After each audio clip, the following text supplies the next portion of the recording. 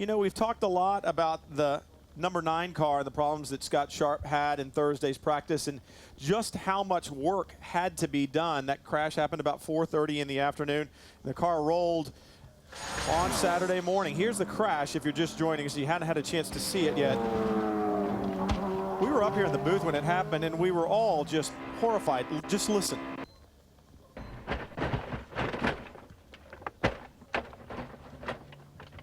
I can remember we all looked up and just went, oh no, oh no.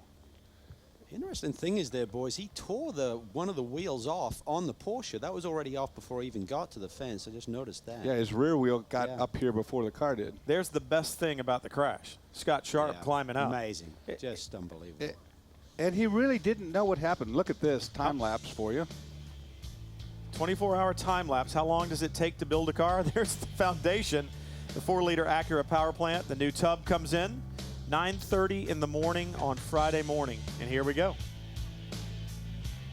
Just remarkable. It should be noted that tub was bare. Yeah, it wasn't prepped and ready to go. They had to glue the bobbins in that held a lot of the body work on. I mean, no wiring harness, no fuel cell, nothing. 1 o'clock in the afternoon is what you're looking at, is that motor finally got attached, the engine attached to the back of the monocoque.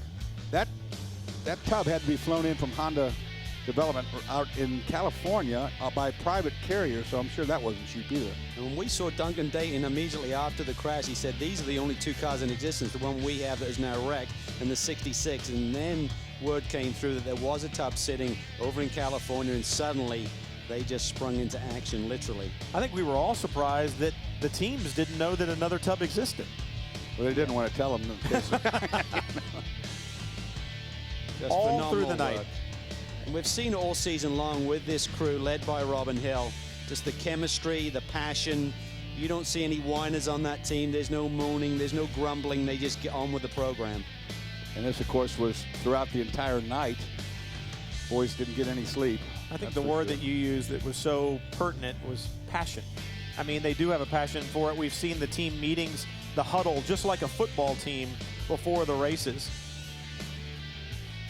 And I mean, this isn't like the old days, Dawson. These cars are so complex. I mean, the fact that they can put this thing together, all of the intricacies of all of the systems, the electronic power steering system, all of the electronics with the motor and, you know, all the ancillaries, just remarkable that they fired up this morning, went out and haven't really missed a beat during the warm-up and during the race today. And it's not just nuts and bolts. I mean, these are particular, you know, these are machined bolts that have collars on them, that have different dimensions, that get skinnier, to go through little bulkhead areas. I mean, it's just amazing to me that they had found all of the things needed to get this car back together. To the setup pad, even taking time to put the decals down the front of the tub, making sure that everything was right.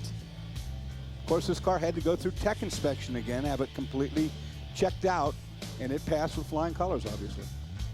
The fluids were going in, the back end of the car goes on, and from the lone Acura 4-liter power plant that was sitting there comes a car. 4,000 mechanical parts, 250 electrical pieces.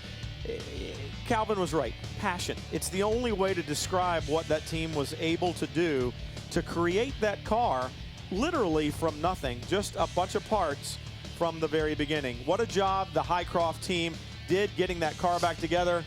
Other guys out there doing a good job today as well, Chris, in very difficult conditions.